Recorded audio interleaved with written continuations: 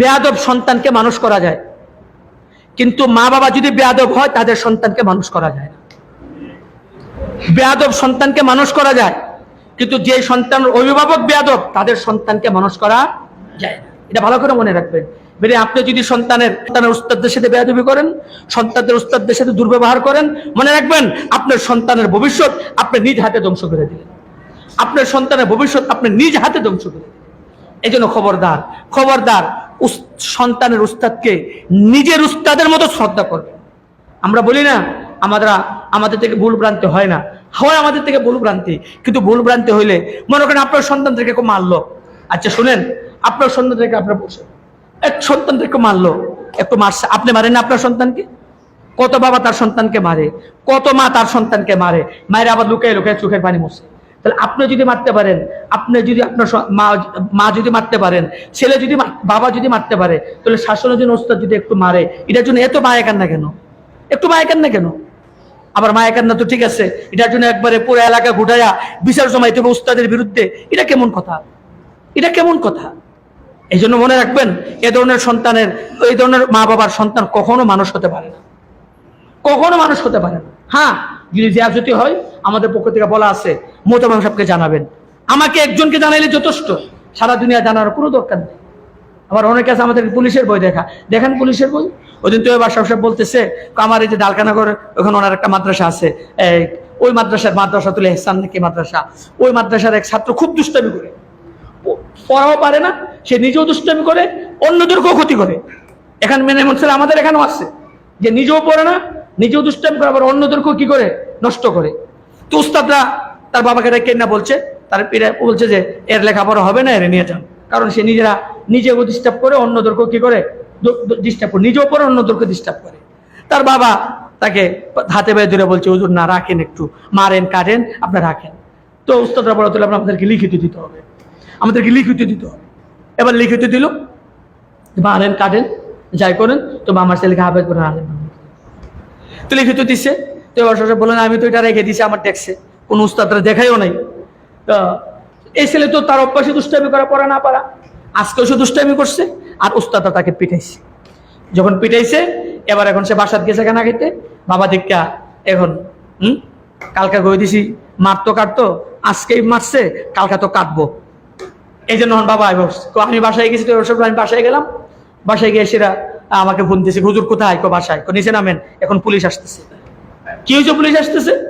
তুমি বলে, আমি বললাম যে এক কাজ করুন, তাদেরকে শান্ত করুন, মাথা গরম আসতেছে। আসলাম নিচে, দেখি যে খুব গরম। কি হয়েছে?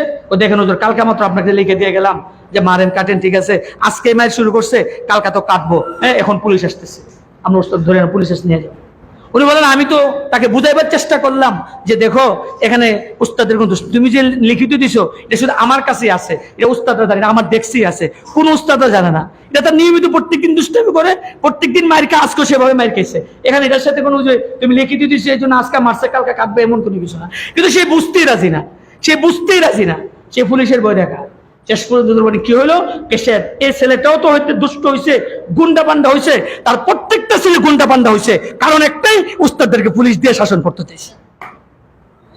এই জন্য বলবো, খবরদার, খবরদার, কখনো নিজের এই চিন্তাটা করবেন না যে উস্তাদকে শাসাবেন, বরং নিজের সন্তানের উস্তাদকে নিজের উস্তাদের মতো মনে করবেন। সন্তানের উস্তাদের জুতা সুতা করে দিবেন, সন্তানের উস্তাদদের জন্য খেদমত করবেন, যে হুজুর এই হুজুরকে নিজের উস্তাদের মতো সম্মান করবেন, তাহলে আপনার সন্তান হাফেজ আলেম হতে পারবে। আর উস্তাদদের সাথে বেয়াদবি করবেন, তাকে পুলিশের বই দেখাবেন, আর তাকে সমাজের বই দেখাবেন, তাদের বিরুদ্ধে বিচার জমাইবেন, আর আশা করবেন আপনার ছেলে আলেম হয়ে যাবে, হাফেজ হয়ে যাবে। কোশ্চিন কারো না, আমি লিখে দিতে পারি, কিয়ামতের আগ পর্যন্ত আলেম হতে পারবে না, হাফেজও হতে পারবে না, কিয়ামতের আগ পর্যন্ত আপনার নসলই হবে না। যে সন্তানের মা বাবা বেয়াদব, তার নসলে হাফেজ আলেম হবে না। আর যেই মা বাবা বাদব উস্তাদদেরকে শ্রদ্ধা করে, আলেমদেরকে শ্রদ্ধা করে, তার সন্তান আলেম না হলেও তার ভবিষ্যৎ প্রজন্মের ভিতরে আলেমের সিলসিলা জারি হবে, আদবের সিলসিলা জারি হবে। আর যদি মা বাবা যদি বেয়াদব হয়, উস্তাদরা এসে ধমকায়, ওই মা বাবার সন্তান জিন্দিগিতে আলেম হতে পারবে না। কি পরিমাণ কষ্ট করে উস্তাদরা, একটু চিন্তা করেন। আপনার বাড়িতে একটা দুইটা বাচ্চা থাকে, এটা দিয়ে আপনি পেরেশান হয়ে যান, আর এখানে 70-80 জন ছাত্র, সবগুলো ছোট বয়সের, একটাকে ঠিক করে এলে আরেকটা দিকটা চেওয়া শুরু করে দেয়। এই অবস্থা উস্তাদের মাথা কেন করে অবস্থায় সারাদিন থাকতে থাকতে কখন একটু তাদের থেকে ব্যতিক্রম হয়ে যায়।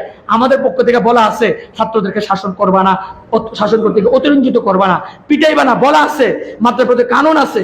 কিন্তু কখনো কখনো দুর্ঘটনা ঘটে যায়। কিন্তু এটার জন্য মাদ্রাসার নিয়মতান্ত্রিকতা আছে। তো অফিসে এসে জানান মোহতারাম সাহেবকে, দেখেন মোহতারাম সাহেব এটা সংশোধন করে কিনা। কিন্তু তা না জানায়া আপনি কমিটির কাছে বিচার দিবেন, সর্দারের কাছে বিচার দিবেন, পুলিশে জানাইবেন, থানাতে জানাইতে পারবেন, কিন্তু মনে রাখেন এর দ্বারা আপনার সন্তান চিরতরে বরবাদ হয়ে গেছে। আল্লাহ আপনাদেরকে বুঝ দান করো, আপনাদেরকে সঠিকটা বুঝার তৌফিক দান করো। কথাগুলি মনের থেকে বলছি, কাউকে হে প্রতিপন্ন করা বা কাউকে কোনো আঘাত করার উদ্দেশ্যে বলি নাই। এ কথাগুলো বলছি মন থেকে, দিল থেকে, যে এত কষ্ট করি ছেলেদের জন্য, এত কষ্ট করি, তারপরে যদি ছেলেগুলো হাফেজ আলেম হইতে না পারে, শুধু মা বাবার বেয়াদবির কারণে কষ্ট হয়।